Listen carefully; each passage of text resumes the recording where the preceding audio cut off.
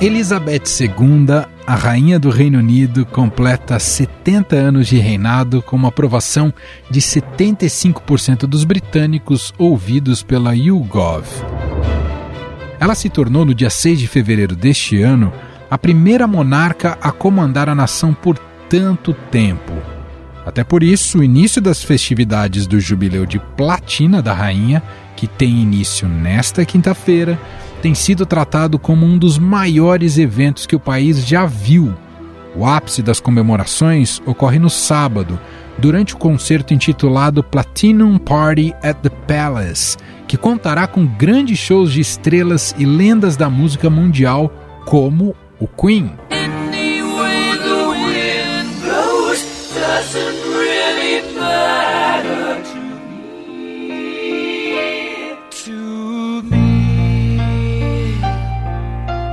Diana Ross. And your eyes, they tell me how much you care. Oh, yeah. Alicia Keys, Duran Duran, Rod Stewart e Elton John.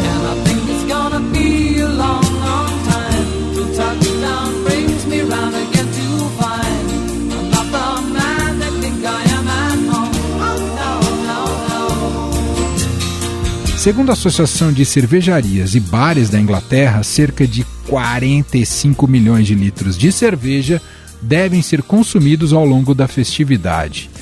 Mas como estamos falando de uma rainha, é claro que teremos também a parte protocolar da comemoração.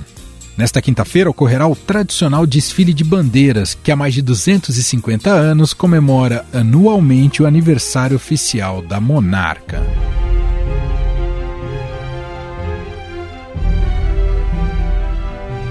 Mas quem vê a simpática senhora com seus 96 anos e com uma saúde que já inspira cuidados, não imagina a trajetória pela qual ela passou. And I and his whole family, and this and many other countries, owe him a debt greater than he would ever claim, or we shall ever know.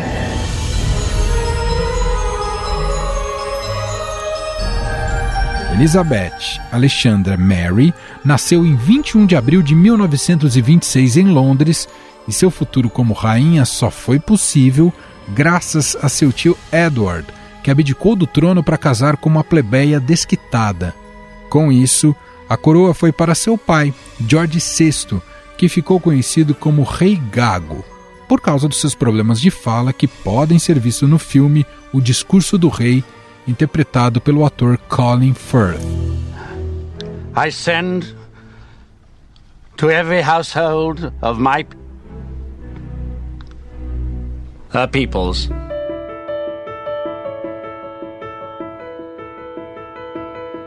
Aliás, a família real serviu de inspiração para diversas produções audiovisuais.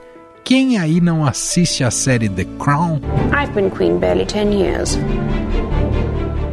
And in that time, I've had 3 prime ministers. Not one has lasted the course.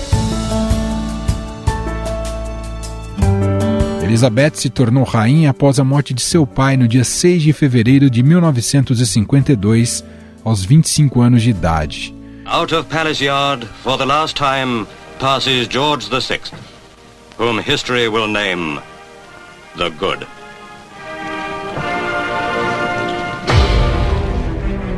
Elizabeth II sobe ao trono em uma Inglaterra abalada pelos estragos provocados pela Segunda Guerra Mundial.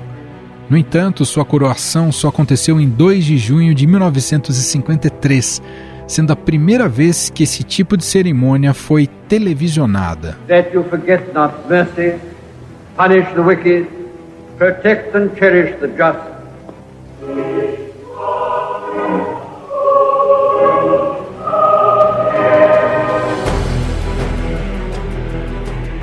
Com 21 anos, casou com o príncipe Philip, com quem teve 4 filhos: Charles, Anne, Andrew e Edward.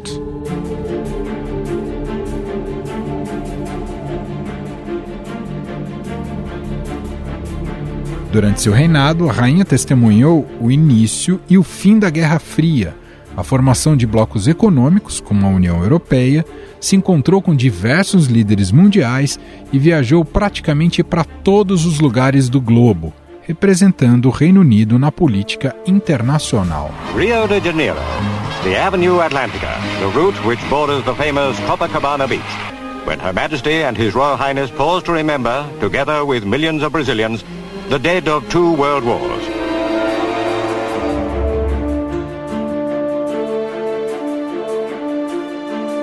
Em 1968, durante o período da ditadura militar no Brasil, ela veio ao país como parte de um programa de viagens pela América Latina e visitou alguns estados, como a Bahia, São Paulo e o Rio de Janeiro. No entanto, as crises de ordem privada sempre foram o calcanhar de Aquiles da rainha. Os divórcios de seus filhos, a princesa Anne com Mark Phillips em 1992 e de príncipe Andrew com Sarah Ferguson 4 anos depois, abalaram o modelo de monarquia familiar que ela vinha tentando manter. There have been rumors recently about divorce and unhappiness. Are they true or untrue? What are we doing here?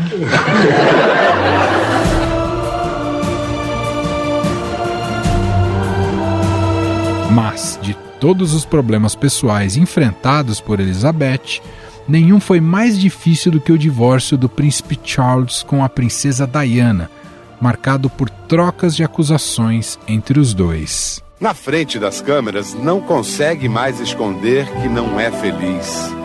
A traição de Charles está nos jornais. Em 92, o livro Diana, Sua Verdadeira História, descreve um casamento sem amor, uma princesa desiludida. Neste mesmo ano, os dois se separam oficialmente.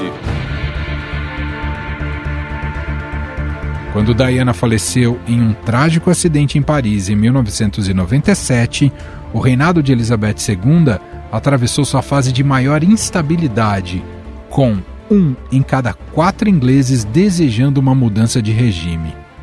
Atualmente, quem tem dado dor de cabeça à rainha é seu neto, Harry, junto com sua esposa Meghan, que abdicaram de seus postos e compromissos reais e passaram a dar declarações polêmicas sobre a família real. Conversation with you, with Harry, about how dark your baby is going to be? Potentially, and what that would mean or look like. Calma, se você está se perguntando se o casal vai às comemorações da rainha, a resposta é sim. Em 1 minuto, vamos falar mais sobre os problemas políticos enfrentados pela rainha, seu legado e o futuro da monarquia britânica, numa conversa com a doutora em Relações Internacionais pela London School of Economics e também professora de Relações Internacionais da ESPM, Carolina Pavesi.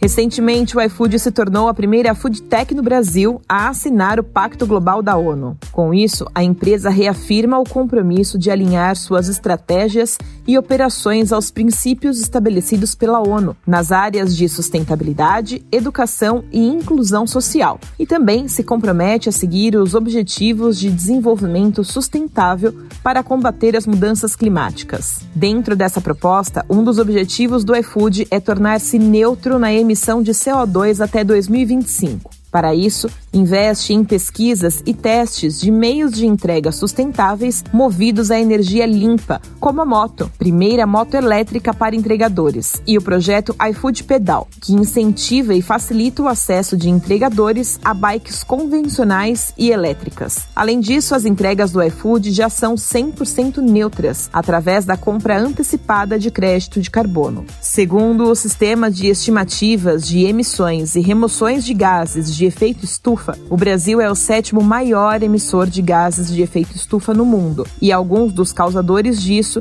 é a indústria, a agropecuária e os meios de transporte. O iFood quer ajudar a reverter esse quadro. Para saber mais, acesse news.ifood.com.br.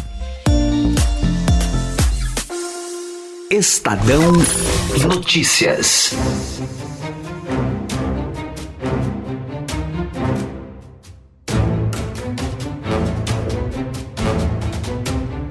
Na área política, a rainha também enfrenta crises em colônias inglesas.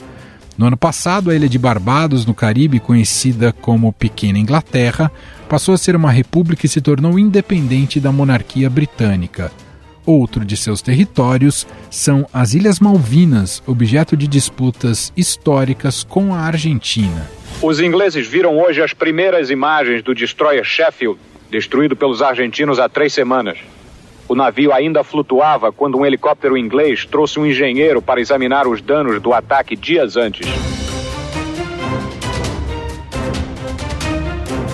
No centro desse reino estão, além da Inglaterra, Escócia, País de Gales e Irlanda do Norte.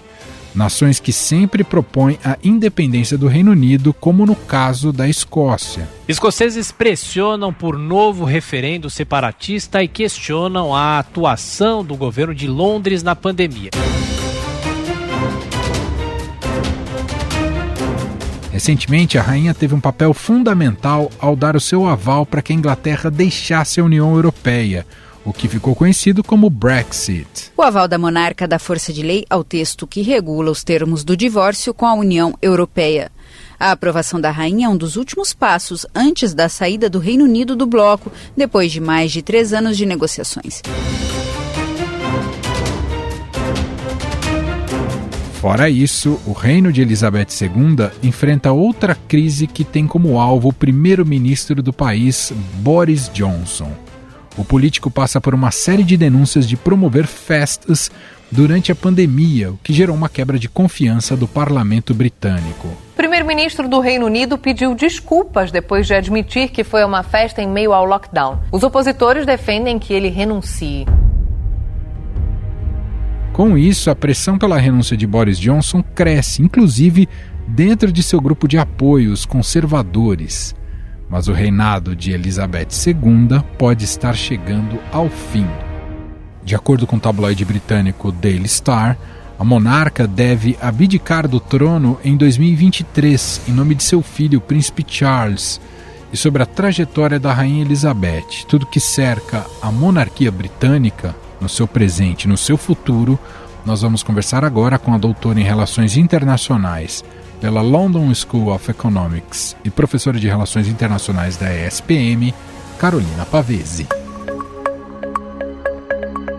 Olá, professora, seja bem-vinda mais uma vez por aqui, tudo bem? Olá, tudo jóia, prazer estar aqui com você hoje. Primeiramente, te ouvi sobre o legado da Rainha Elizabeth, esses 70 anos de reinado.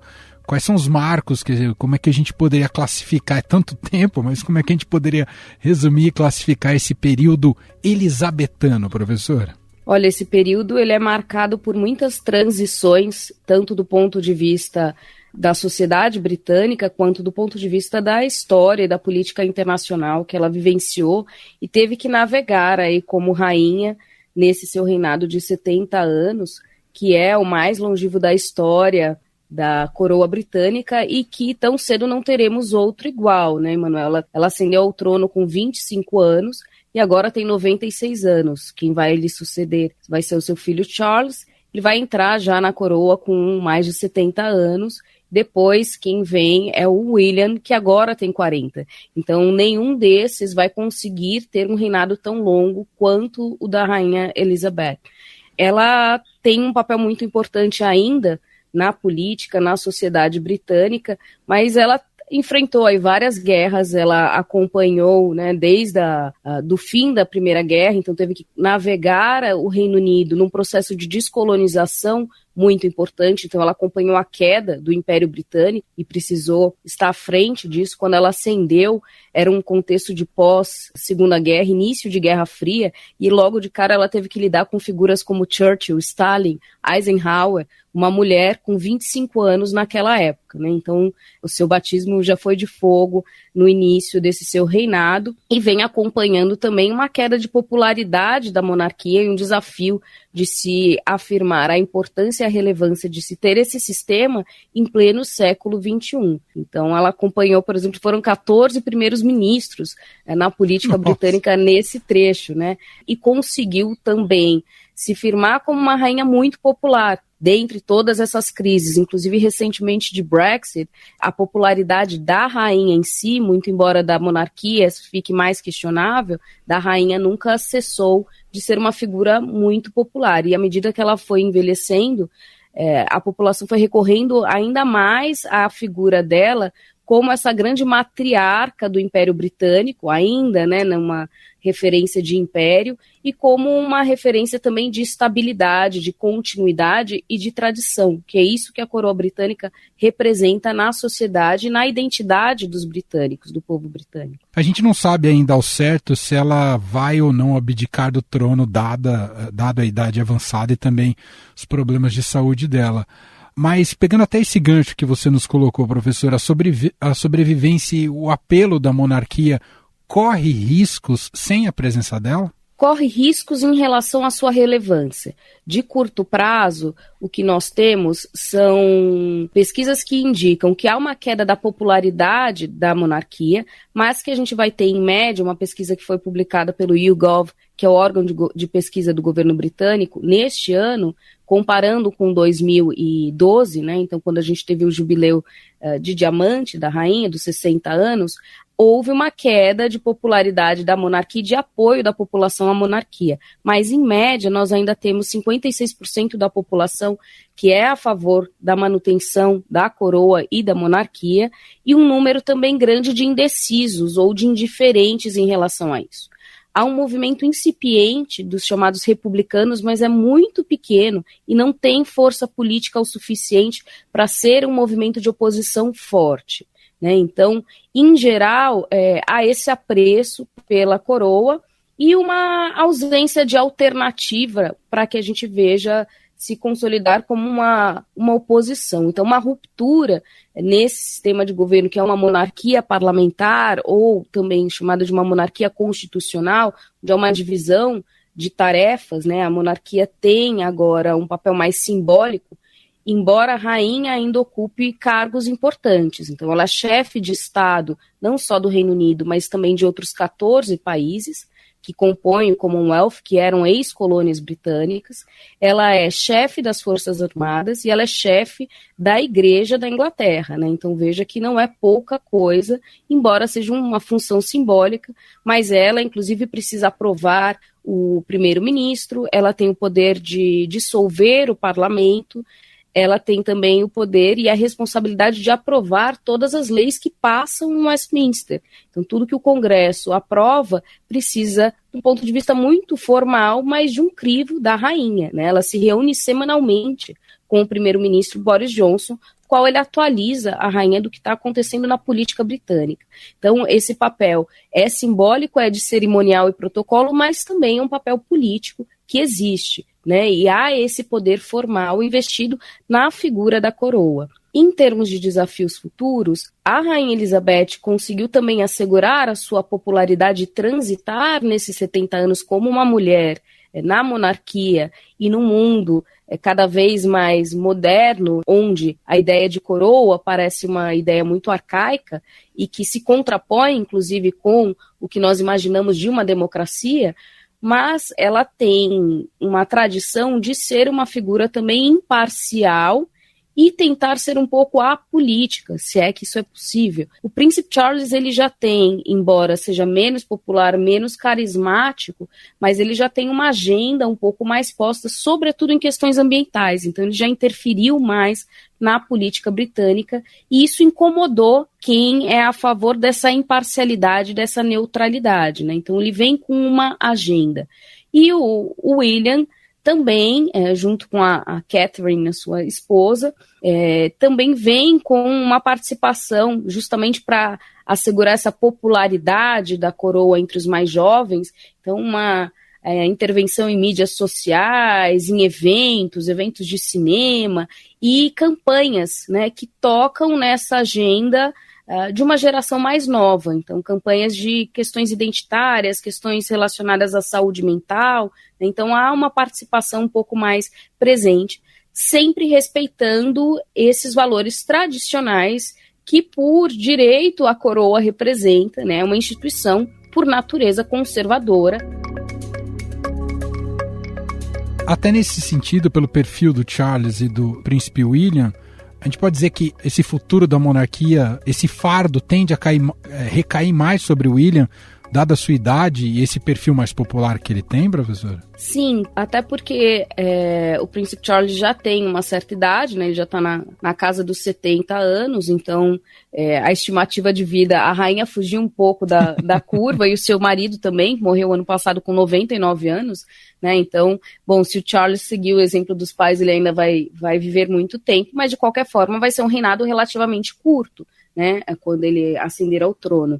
Quem vai substituí-lo vai ser o seu filho William, que vai ter esse desafio maior de conduzir essa monarquia ao longo do século XXI, com todos os desafios que se coloca ao tradicionalismo, ao conservadorismo desse sistema e também a própria relevância do Reino Unido nas relações internacionais de uma forma geral, né? A coroa, ela tem esse papel simbólico, mas ela é importante para manter um certo protagonismo e um status do Reino Unido num contexto onde nós acompanhamos uma queda desse grande império, onde nós acompanhamos a ascensão dos Estados Unidos como grande potência no lugar que antes era ocupado pelo Reino Unido. Então há uma perda de relevância objetiva na política internacional do Reino Unido nesse contexto pós-Segunda Guerra. E falando um pouco sobre política doméstica da Inglaterra, essas comemorações que começam nessa quinta do Jubileu de Platina, pode aliviar um pouco a pressão sobre o festeiro Boris Johnson, professor? Olha, essa comemoração ela vem em ótimo momento, né? Ela vem primeiro num pós-Covid, onde, assim como no Brasil, o mundo inteiro, foram medidas um período de muita restrição de mobilidade, de circulação, e com poucos motivos para se comemorar, então vem como um alívio. Ela vem também como uma espécie de placebo ou de oportunidade de se esquecer a crise que o Reino Unido enfrenta, uma crise econômica sem precedentes, onde nós temos um aumento da inflação que não se via nos últimos 30 anos, uma queda no poder aquisitivo dramática da população, aumento de preços de insumos, de commodities, de energia, e que tem impactado muito no dia a dia e na qualidade de vida das pessoas. Somando-se a isso uma crise também política que nós já vemos se arrastar há muito tempo com o Boris Johnson, mas ele já passou por tantas crises também, talvez, né, não se sabe se dessa vez ele cai ou não, mas com esse escândalo do chamado Partygate, aqui no Brasil não passaria de uma coluna num jornal, mas que no Reino Unido tem muito impacto, onde o primeiro-ministro e seus assessores violaram as suas próprias regras de isolamento e fizeram grandes festas, com muita bebida envolvida em Westminster, né, violando o que ele mesmo recomendava para a população e que tem impactado negativamente na sua reputação.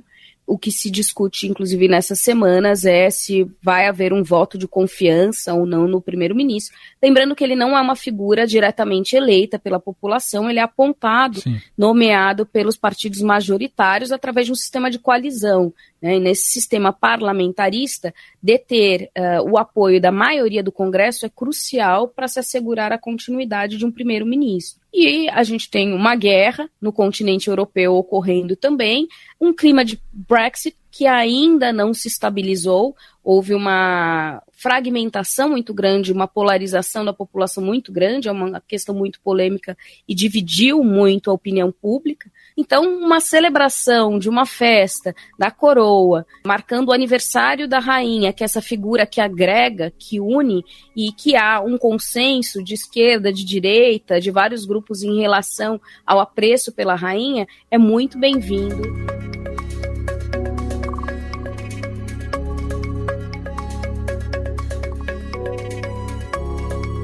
Professor, em relação ao Brexit, isso interferiu em algo em relação à monarquia? Se foi positivo ou negativo ou irrelevante?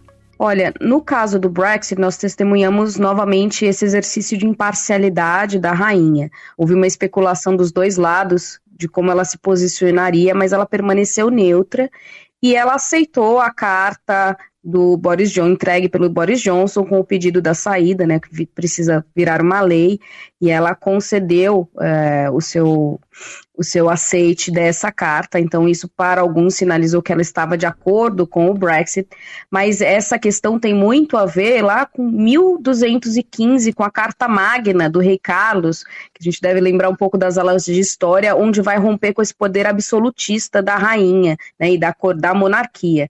Para a coroa em geral, o Brexit tem um efeito positivo porque ele foi muito impulsionado por um sentimento de nacionalismo e de resgate um pouco desse orgulho de ser britânico, o que está muito associado com a própria existência da monarquia, né? Então, indiretamente, isso contribui para a manutenção da relevância e da legitimidade da coroa. Por último, professor, eu queria te ouvir sobre, já que estamos falando de uma monarquia, o que há de resquícios do colonialismo. A senhora comentou um pouco, mas queria te ouvir. Olha, essa questão ela é muito interessante, Emanuel, porque se nós formos pensar, o Reino Unido ele é o maior império da história, né, tradicionalmente, começou aí no século XVII, e em 1900 ele já ocupava uma população, o Império Britânico agregava uma população de quase 1/4 da população mundial. Para a gente ter uma ideia da dimensão desse império, era chamado como um império onde o sol nunca se punha,